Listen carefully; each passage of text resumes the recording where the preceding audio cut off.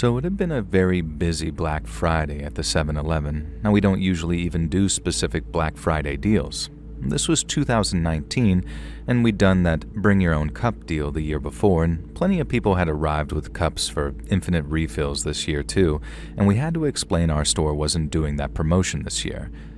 Like every store, we had certain things on discount, but nothing really worth getting excited over. Now, despite that, from how busy the damn store had been, you'd have thought that we were giving Doritos and Mountain Dew away for free. I'd taken the shift thinking that it couldn't possibly be that stressful. I've worked retail at Target and Best Buy on Black Friday, and holy God, I'd rather drop a 60-inch TV on my head than do that again. This really happened to a customer, by the way. Anyway, that's not the point of the story. The point is that I've been rushed non-stop on my feet, and it wasn't until around 4 a.m. or so that I finally had a break where the store was at its usual, basically empty late-night state.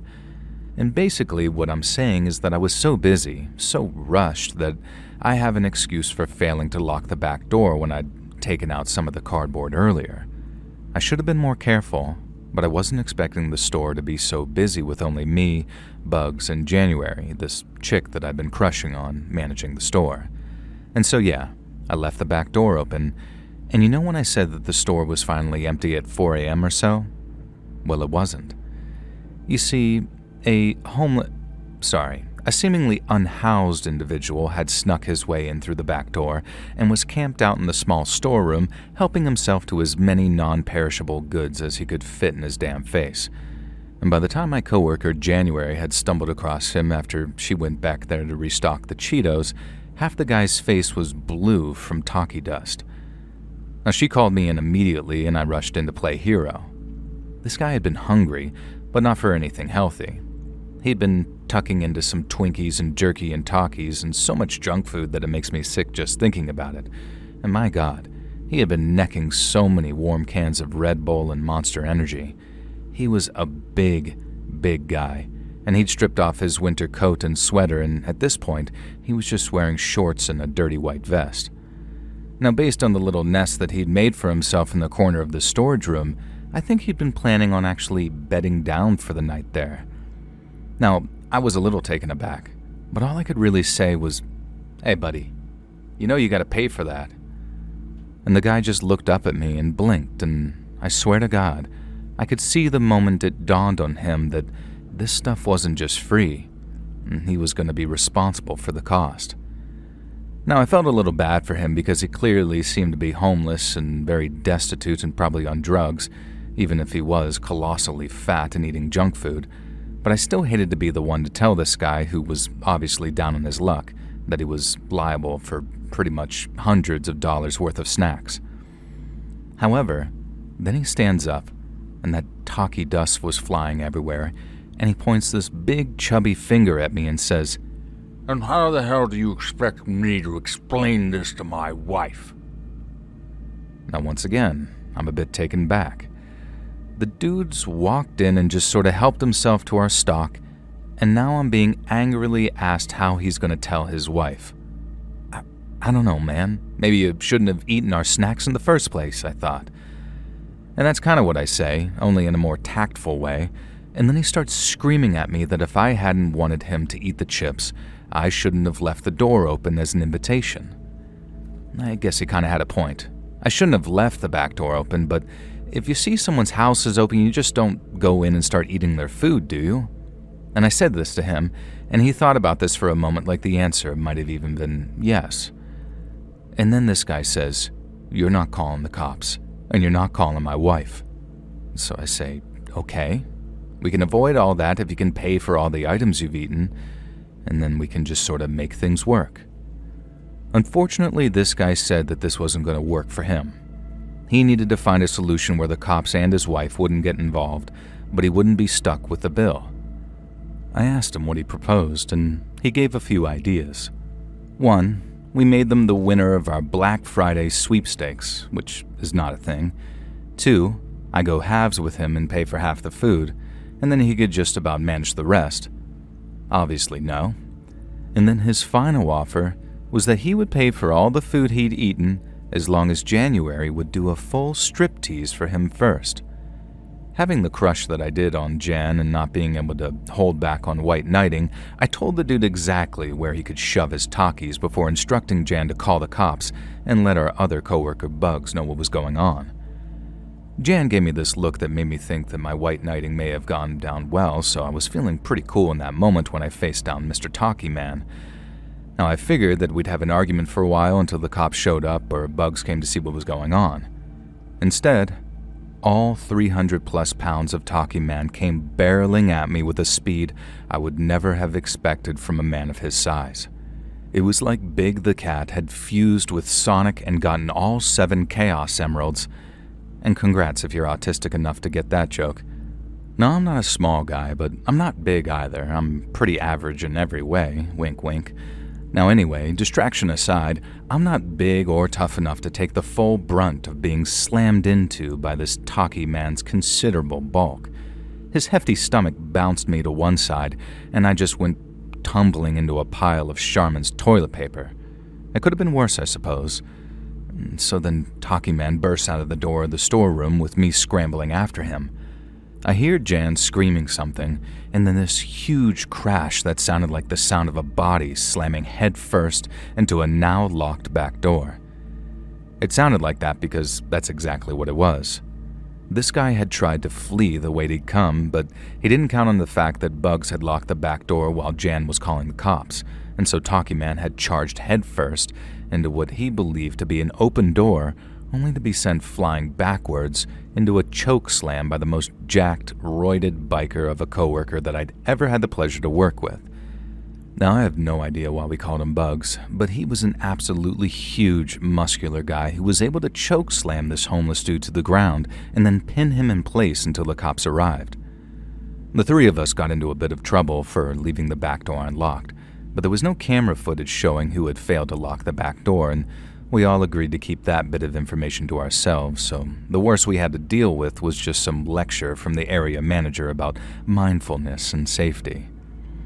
Now, the Talkie Man had faced some weird charges. He avoided a breaking and entering charge due to the back door being unlocked, and despite the sheer volume of what he'd eaten, and the fact that he'd eaten it on the premises, it was dropped to a shoplifting charge which led to a fine and a suspended sentence. Oh, and remember how I said he appeared to be unhoused? The dude was married with a wife and kids. I feel bad for him in a way. He seemed to be suffering from insomnia and some sort of mental health issues due to the stress from his job, and had started taking Ambien, and it was kind of decided that the Ambien was making him act a little crazy, and I'm not sure though. And I'm not sure I can really blame the Ambien either. I think the guy may have just been hungry for talkies.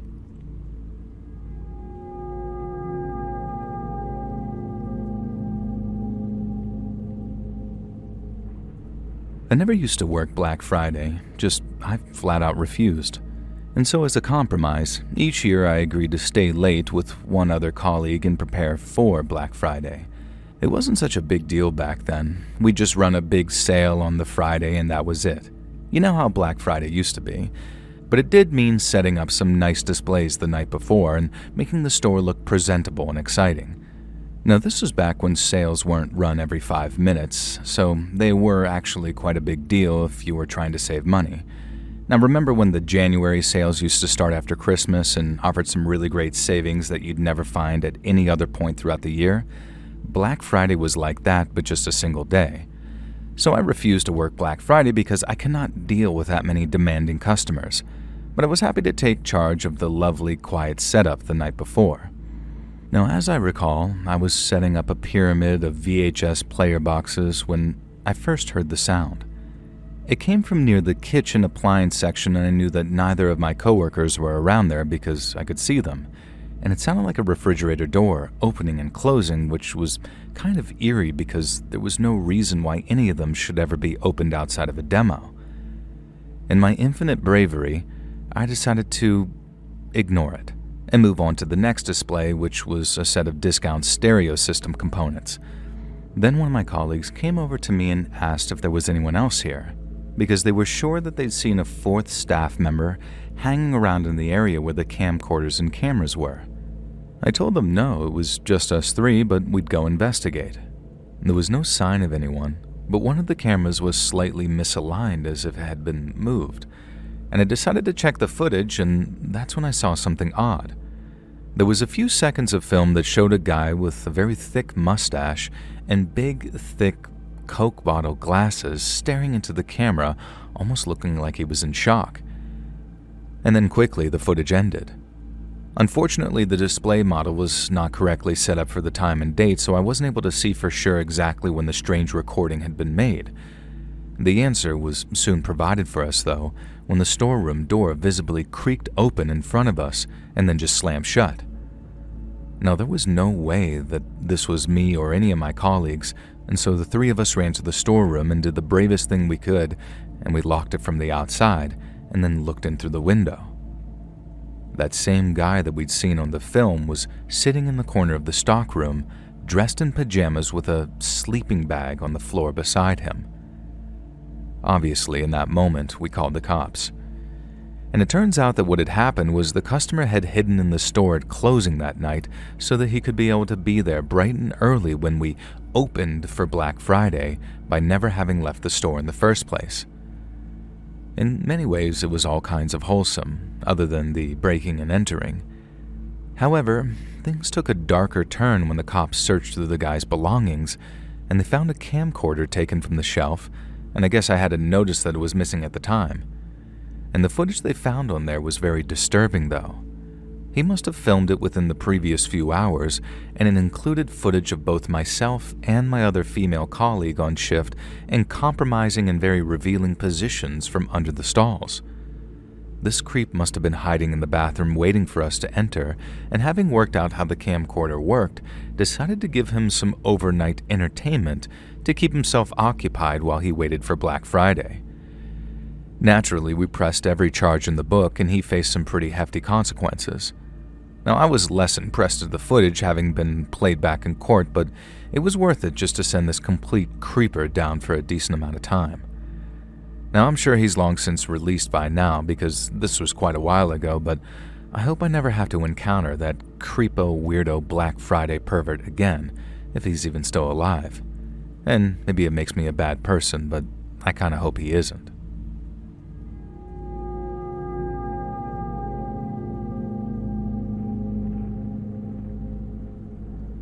So I've been working at a Walgreens for over 30 years now. Now, this happened just a couple of years ago, and to this day it remains one of the most disgusting things to ever happen, but not to me, but a colleague. Now, Jamie was a new girl working checkout at the pharmacy.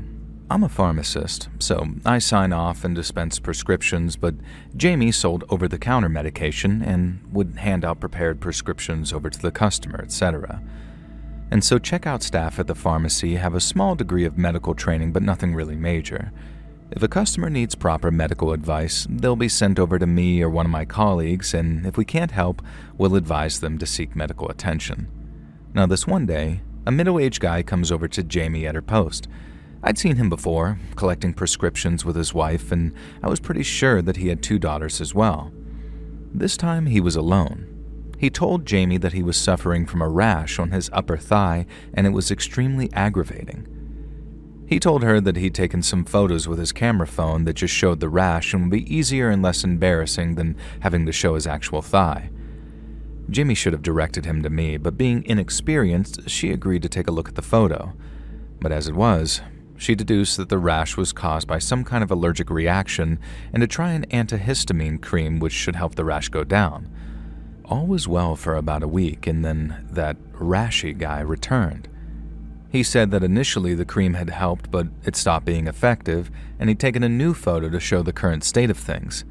Now, this made sense to Jamie, as it was entirely possible that he simply needed a stronger dose of the cream, something she'd mentioned to him beforehand. This time, as she tells it, when he showed her the photo, it was angled slightly differently, and you could unfortunately see a small sliver of his nut on the right-hand side of the photo. Jamie tried her best to hide her blush, and she was only 19 after all, but this dude didn't seem to notice. She recommended that he try a stronger version of the cream, and hopefully that should clear things up. Now, a couple of weeks later, when I'm on shift, he shows up again.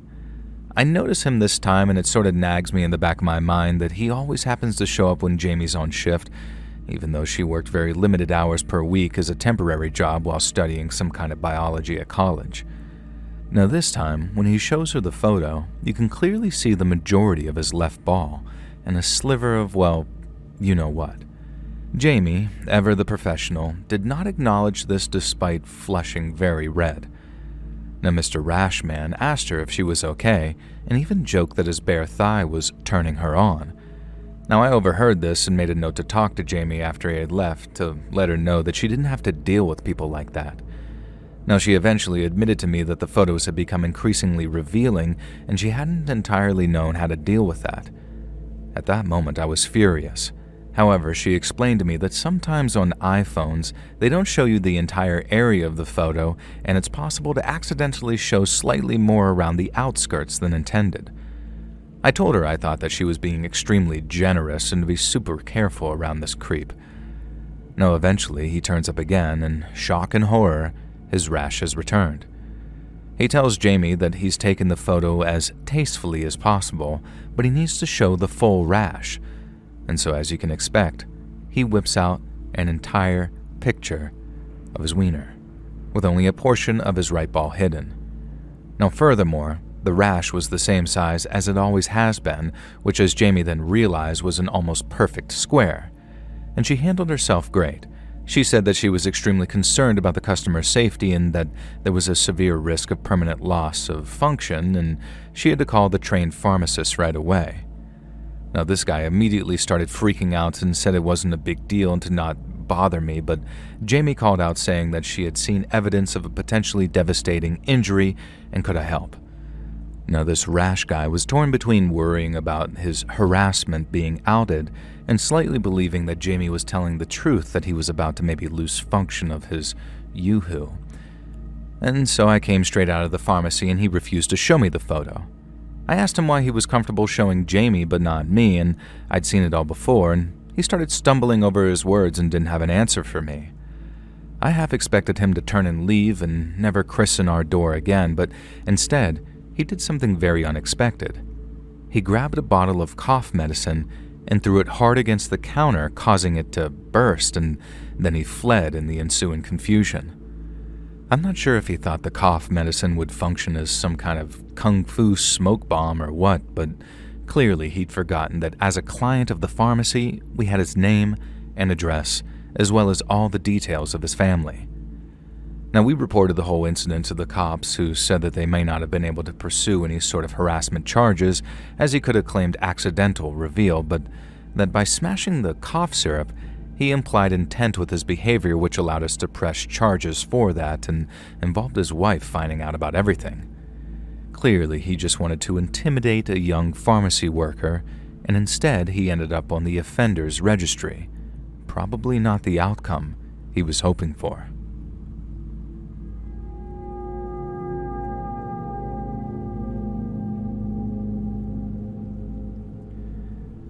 So I've been a head loss prevention officer at my local ASDA for close to 20 years by this point, and I've seen some wrong-uns on both sides of the fence, let me tell you. There was a shoplifter, big, buff, tattooed bloke who would only nick scented candles, and then there was the young lad on the checkout who played five-a-side with us who turned out to be pretty weird with kids. Now, none of them hold a torch to Nick, though. Nick made Gary Glitter look like a decent bloke. Well, maybe not quite that extreme, but he was certainly a massive C-word who I would not shed a tear for if he unalived his own life, as the talk-tick kids might say. And so Nick was the most zealous loss prevention officer I've ever met. This was mostly a good thing for lads like me who take the job seriously with military precision. If anyone swiped a jar of Marmite or a pack of crumpets, Nick would be on them like flies on poo. Like he'd frog march them off to the security office and then he'd spent around half an hour in there, and I'd swear down that that person would never shoplift again. Now, I'd never heard any complaints about Nick. Not one, but I guess it turns out when you scare people into silence, they don't tend to complain about you. To this day, I do not know what Nick said or did to persuade the guy to go straight. For all I know, it was the same thing. But when I found out that he was persuading the young girls to go straight, well, it made me sick to my stomach. It was a total idiotic coincidence how I caught Nick at it, though. I was in the security office and I managed to get myself locked in the security closet. Don't ask me how. To this day, I couldn't explain it. Fate, maybe. And so Nick brings this girl in, maybe 18 or 19, and immediately he's explaining to her how he's not just a security guard, he's secret police. And then he flashes some kind of badge which I couldn't make out through the slats in the door, but I guess it was pretty convincing because the girls start crying and begging and apologizing. And so Nick tells her that he's only pulled her aside because, get this, she's a suspected enemy of the state. Apparently there are things that flag up to his people and he has to pay extra special attention to them. He's implying to this last that his people would be capable of disappearing her unless she cooperated. Nick's idea of cooperation was, to put it mildly, obscene, and the way he explained it, the items she was stealing, in this case bread, tomatoes, and beans, was a code combination for other agents to know that she was strapped with explosives. It was clearly some absolute nonsense, but long story short, he could make any trouble go away if she let him take some shots of her, without clothes, to prove that she's not wired or strapped with explosives. Now, I have no idea if this girl believed him, but she certainly believed that she could avoid escalation if she just did what he said and stripped off for him. And so I was there stuck in the damn closet while he persuades this girl to explicitly make it clear that she's not wearing a wire. Now, had this been how he'd achieved such a high record of handling shoplifters, did he basically just blackmail them to strip down for him in exchange for turning a blind eye? Was the bizarre secret agent aspect some twisted gimmick? Did anyone fall for it? Did any of this matter? Not me. I saw red, and managed to kick the closet door open, catching Nick in the act of taking a horrifically explicit shot of this girl bent over the table while she was crying and apologizing. Now, I have a daughter. All I could see was red, and I didn't care if this was his first time or his 50th. I was going to drive Nick away in the same way that he'd been dealing with shoplifters. I told the girl to get dressed and get out of there, and ask her to trust me that I'd deal with Nick if she didn't call the cops. But I didn't hold back. I gave Nick the beating of his life, and then forced him to strip in the way he'd forced that girl, and who knows how many others, and I took photos. Now, none of this was sensible. I'm not proud of it. Now, I should have reported him, but sadly, I know how impossible it can be to achieve justice for crimes like this. And so giving Nick a beating he'd never forget and lowering myself to his level, maybe it wasn't right, but it felt like the best option I had. Finally, I told him if he ever quit the job while I was there, if he prevented me from being able to keep a close eye on him, I would find him, and I would make him regret ever trying to avoid me.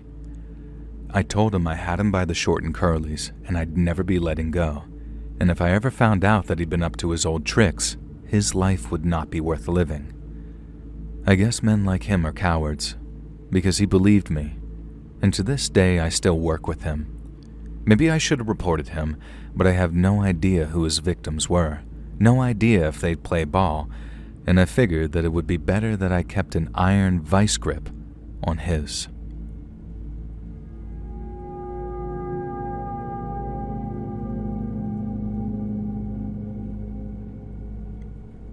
I remember when I did my onboarding at my grocery store, and I had to watch some BS video teaching me all sorts of crap I already knew, and a bit of stuff that I didn't. One of the main things that I did know was that you shouldn't directly confront aggressors or shoplifters. You should let them steal the item and then call the cops. I knew this, with or without the video, but it's such a hard thing to actually convince yourself of. If I see some dude stealing something, it's in my nature to want to mess that guy's day up. I don't want to sit back and call the cops, you know? I want to dive in there like some kind of manly, badass hero like LetsRead, my favorite YouTuber male role model. And so this video says something like, "Do not engage. Under no circumstances must you put yourself in danger. The shoplifter could be armed. They could be dangerous. Your life is worth more than a tin of Spam or a potato. This isn't the Apple Store. Blah, blah, blah." And so I'm thinking, fine, sure. I'm not dying for a company that probably won't even remember my name 5 minutes after the funeral. So I kept my head down, followed the rules, and did my job exactly as I was trained. Now, it was just a stupid grocery store job. I was a stalker.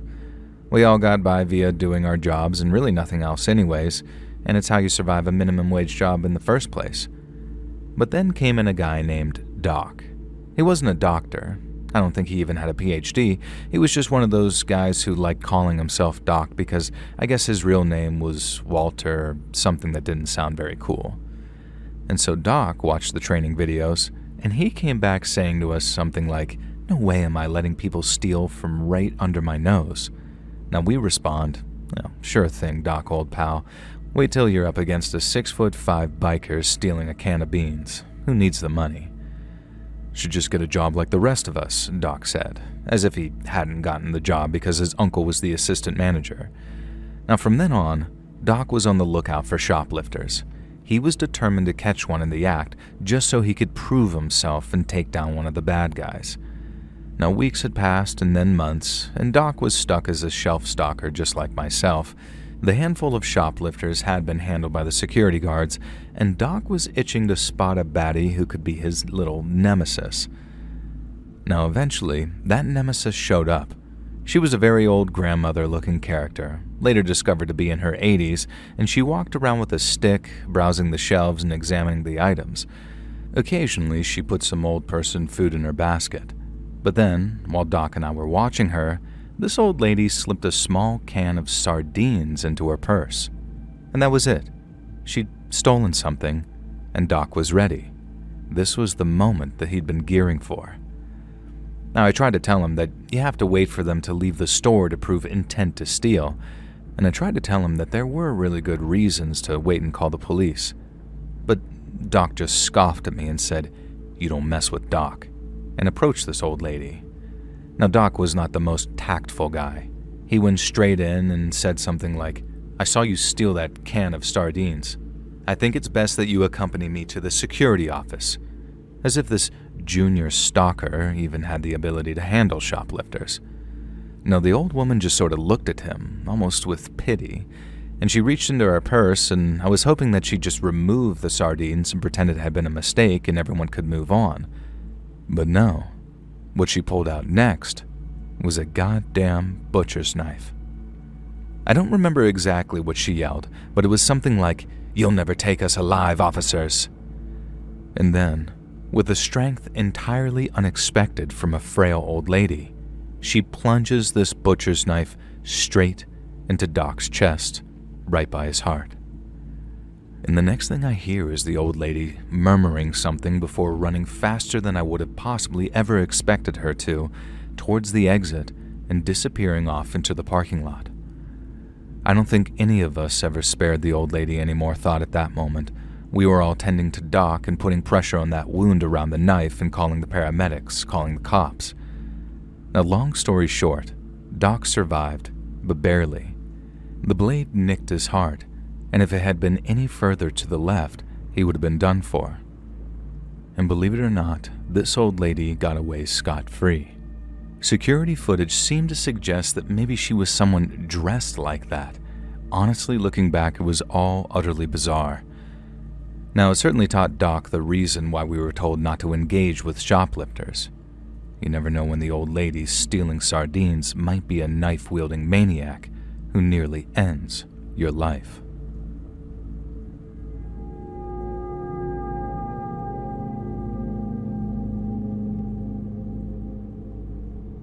So this story happened on a Black Friday. The sun had just set and the bargains had been bought, and the nearby Target, in my mind, was a war zone. I did not envy the folks who'd be on cleanup duty the next day, and for me, though, it wasn't a problem. I was the manager of a gas station. We didn't have to worry about Black Friday all that much. We just had to make sure that we had enough hot dogs on the griddle, nudie magazines on the shelves, and Baja Blast in the cooler and the shotgun loaded behind the counter. It was just me and Bad Charlie, one of my coworkers. He was called Bad Charlie on account of his brain being bad. Now, nowadays, you probably wouldn't call him that, but it's how Bad Charlie, who was a sweetheart, liked to introduce himself. Now, Bad Charlie was mopping the floor, and I was kind of just deliberating over whether it was time to toss the hot dogs onto the roller, and it was. And then an old fella approached me as I was getting the garbage bag to toss away the wieners, And then he says something like, "You tossing them, pal?" So I said yes, and he asked if maybe he could have a few. And so I respond, "Sure, do you want them with buns?" And then he says, "Yeah, that's how you do a hot dog."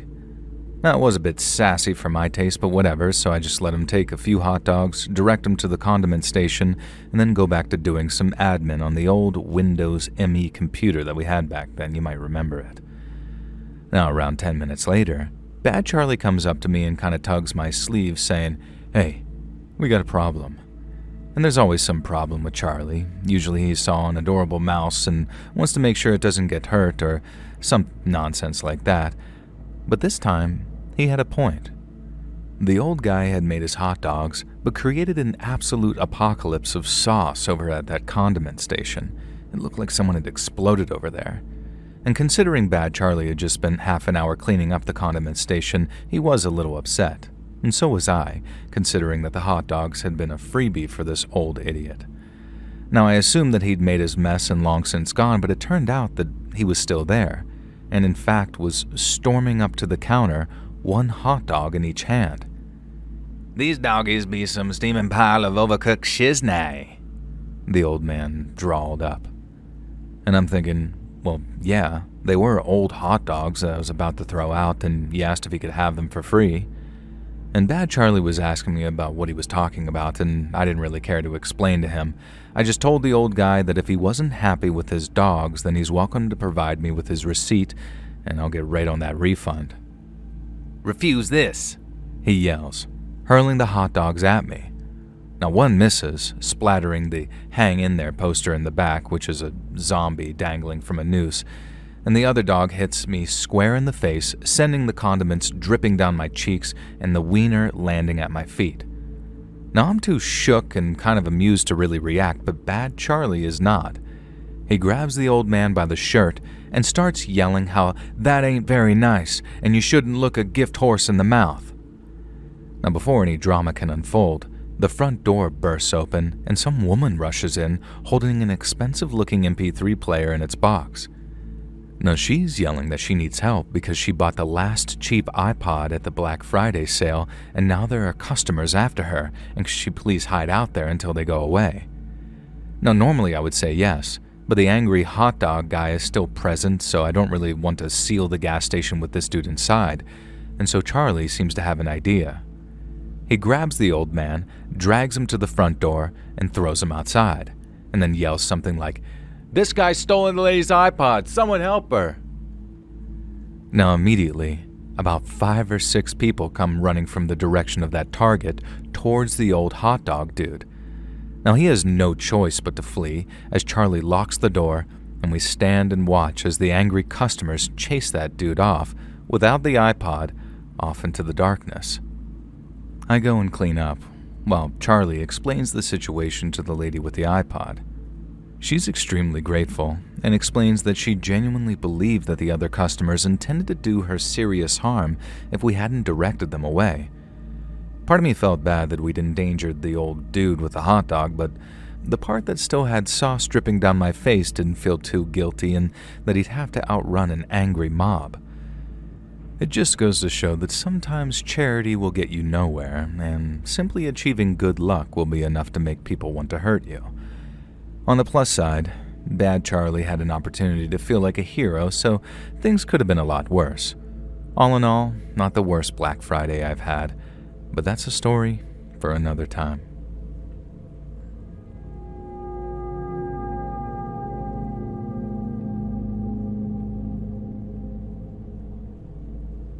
So some years ago now, myself and my then boyfriend went to Mexico City on vacation. It was absolutely beautiful, and we followed the tourist guides and kept ourselves as safe as possible. I made sure that my boyfriend and I rarely separated. Well, he made sure, really. He was a protective guy and deeply cared about me and my safety. And as you'll notice, sadly, I'm referring to him in the past tense. I don't know that he's dead, but I've obsessively read and researched similar cases to have a good idea of what happened to my beloved Mario. Now, we were visiting a large mall just outside of Mexico City and had everything you could want, cheap technology to the latest fashion to wonderful old vinyl records. We both grew up in poor, rough parts of Mexico, and this vacation was a dream for us, really. We've been exploring like tourists, convincing ourselves what it would feel to be like the people who could just visit the country and spend time in the safe areas, avoiding the cartels and the violence and the burning tires and the screaming and all the parts you don't want to hear about.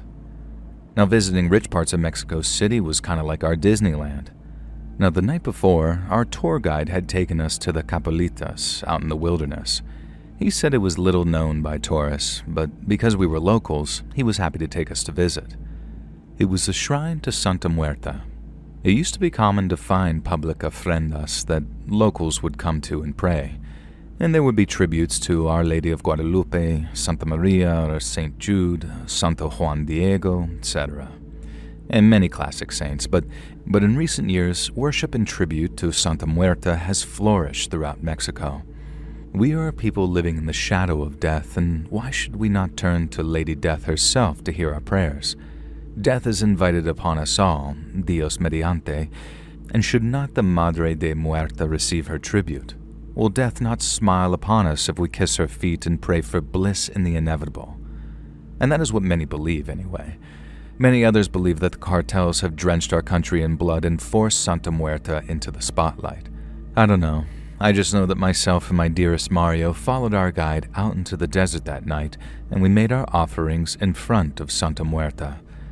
And then within 24 hours, I never saw Mario again.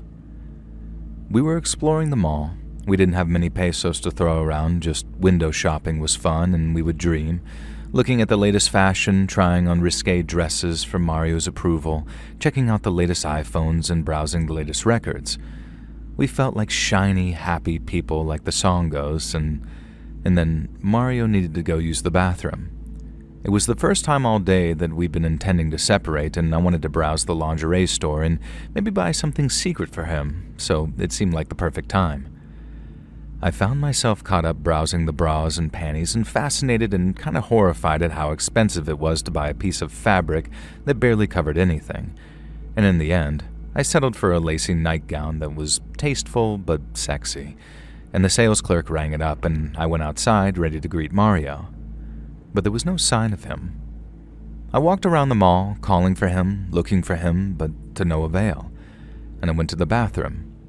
Now, I must have seemed like some huge freak standing outside the men's room, calling Mario, Mario through the doorway, but there was no reply. And in the end, looking around and seeing nobody present, I quickly ran in there just in case. All the stalls were empty, all the urinals unoccupied. And I kept on investigating until an old white man came in and exclaimed, "Goodness me," in a very shocked voice, and I pretended that I was the cleaner and just quickly left. Now, I contacted mall security, and at first they wouldn't take me seriously at all, but then I kind of lied and said that we'd been worrying someone was following us. Now, on the cameras, we were able to see Mario enter the area where the bathrooms were, and then he never left.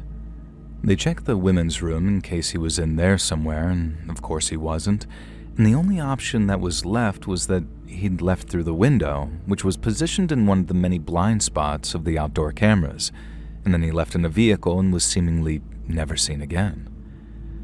Now, the next part was tearfully a blur to me. I remember telling detectives how Mario had recently proposed to me, and seeing a look pass between them like, yeah, this guy's left her at the altar, so to speak. But I couldn't believe it. I couldn't believe my Mario would just ditch me like that. That wasn't him, it just wasn't. And then I started researching cases of people going missing from malls and public places, usually a member of a couple to make it look like they ditched the other. As there was this one case that I read about where they eventually found the missing woman, and she was dead, and her body had been entirely hollowed out and filled with high-grade heroin, and then attempted to be smuggled over the border. Now every night I dream of Mario walking into that bathroom and being accosted by someone who'd entered through the window. They could have been let in by anyone, and then they could have knocked Mario out, taken him through the window with his accomplices, bundled into the back of a van, and then God knows what had happened to him since. Maybe he's still alive somewhere, being forced to work for the cartel. Maybe his body was used as a mule. Maybe whatever happened, Santa Muerte saw fit to make sure that his death was a peaceful one, if that's what occurred. Or maybe Mario really did just leave me alone while I was buying lingerie by fleeing through the bathroom window. If I found out this was true, I think I'd forgive him just so I knew that he was still alive. Every night I find myself praying to Santa Muerte that Mario simply got cold feet or decided he didn't love me anymore. The alternative is far too heartbreaking to bear.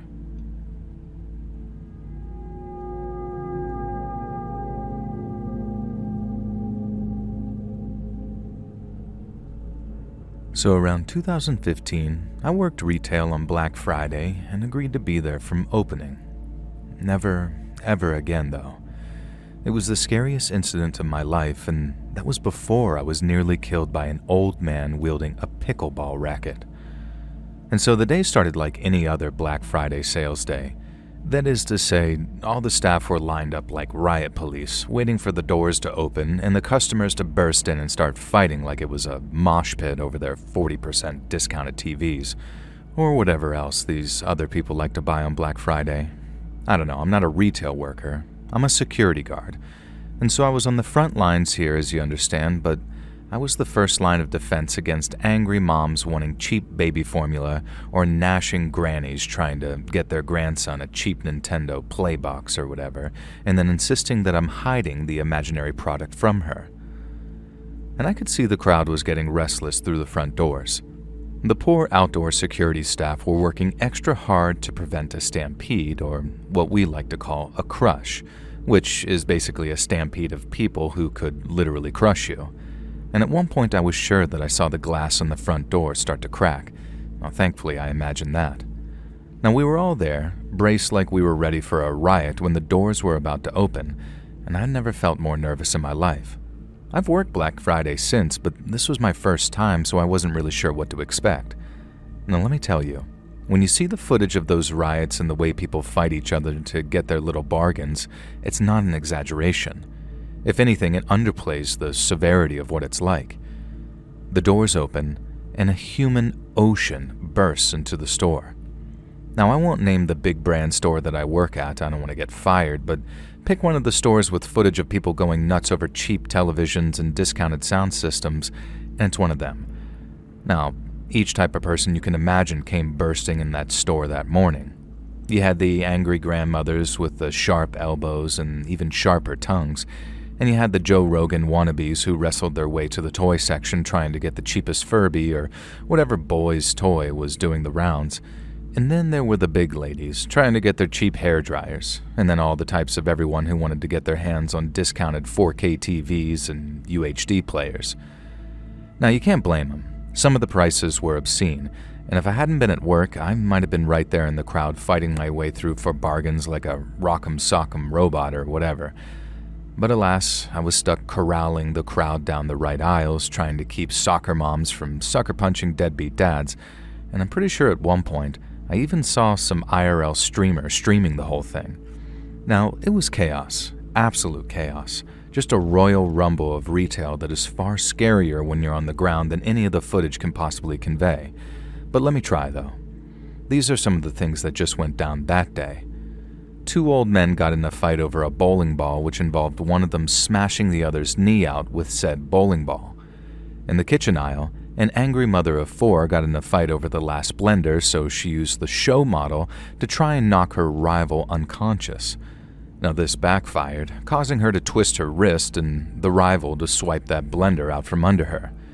2 different customers got trampled, including a broken arm, and thankfully there were no deaths, Now, quite possibly my favorite, though, was the 2 adult neckbeards who got into a fistfight over Magic the Gathering cards and ended up trashing the entire toys and games department by throwing each other against the shelving units. This also makes it sound like I wasn't doing my job, but trust me, I was. And so were the rest of my colleagues. If it wasn't for us, I'm convinced that there would have been deaths, multiple deaths. And the cops told us as much in the aftermath of the sale. There was so much damage, so much carnage that we ended up losing more stock to damage than we even sold. Now, this might all sound comical and even silly, but I want you to consider this. Humans were willing to behave this way towards each other over a little bit of money off of a TV. One man broke another old man's knee with a bowling ball, like I said, and that injury will probably last for life. The blender to the head. Thankfully, that didn't cause damage, but imagine if it had shattered. That could have taken someone's eye out. And on top of that, we've got these absolute clowns who trashed an entire aisle of children's Christmas presents because they wanted to fight over some playing cards. It doesn't sound so silly and funny when you look at it like that, does it? Working security during Black Friday really severely challenged my faith in humanity. I had to start going to therapy just to convince myself that the majority of people aren't selfish, awful humans, and I'm not convinced that's untrue. The therapy might be for other stuff as well. So when you see these crazy videos online, remember these aren't just one-off events that happen in far, far away Walmarts. These are your neighbors, your friends, your coworkers, and they're prepared to crack you over the head with a 4K monitor if it means they can save $20 on that Nintendo Switch they've been coveting. Now I'm convinced that somewhere, Satan's watching a Black Friday madness compilation on YouTube and just laughing his butt off. I just wanted to send this in to say, be careful if you ever go Black Friday shopping. I'd hate for you to lose your head over a Superman action figure or some rare Charizard. 'Cause know this, I've got dibs on that fella.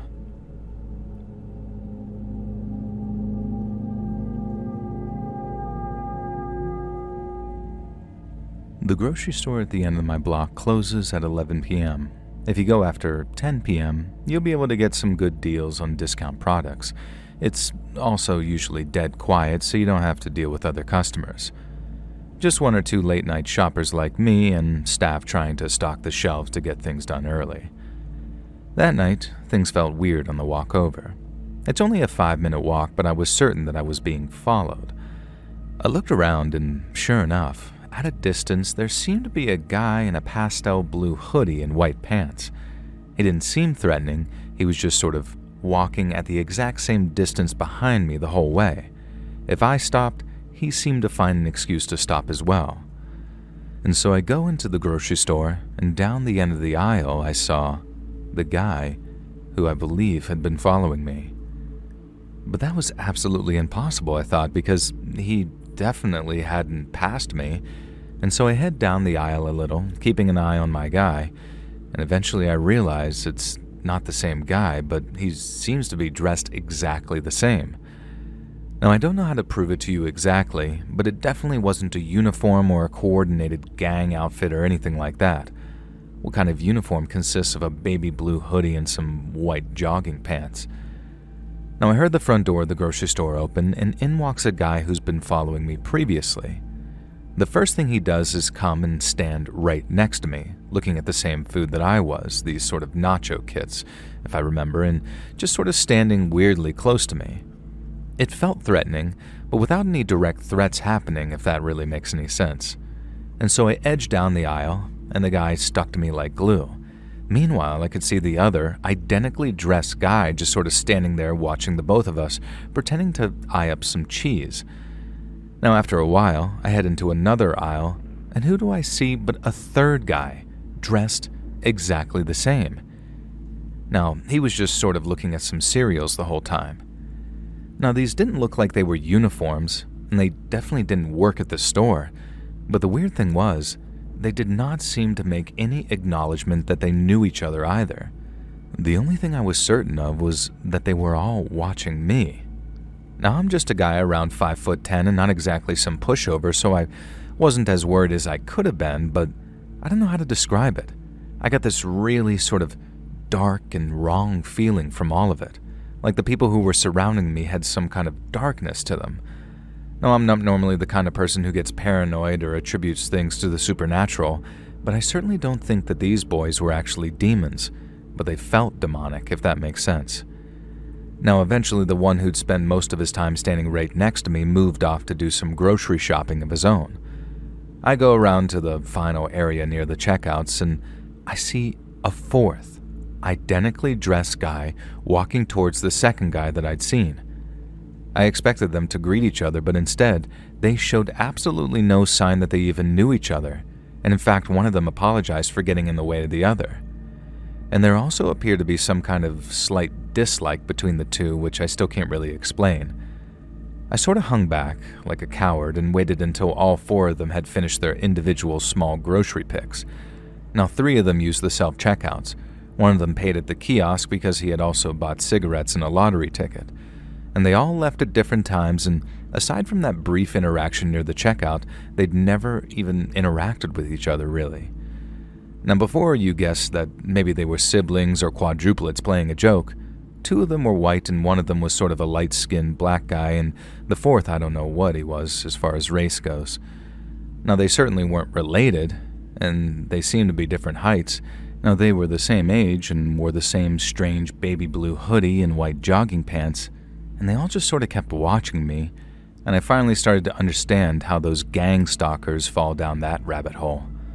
And so when I got to the checkout, the elderly lady who rang up my items was someone that I saw there often as a regular customer, and she glanced around the store and then leaned in and whispered to me and asked if I'd seen those guys just now, who had all been dressed exactly the same.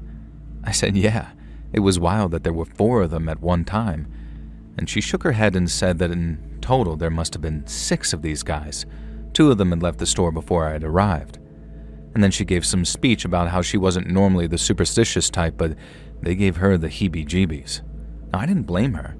I asked her if she had any theories, and now she said that the best she could come up with was that it was the Saturday after Black Friday, but did that even mean anything? Did that have any kind of significance? Now, I've never really been able to find anything.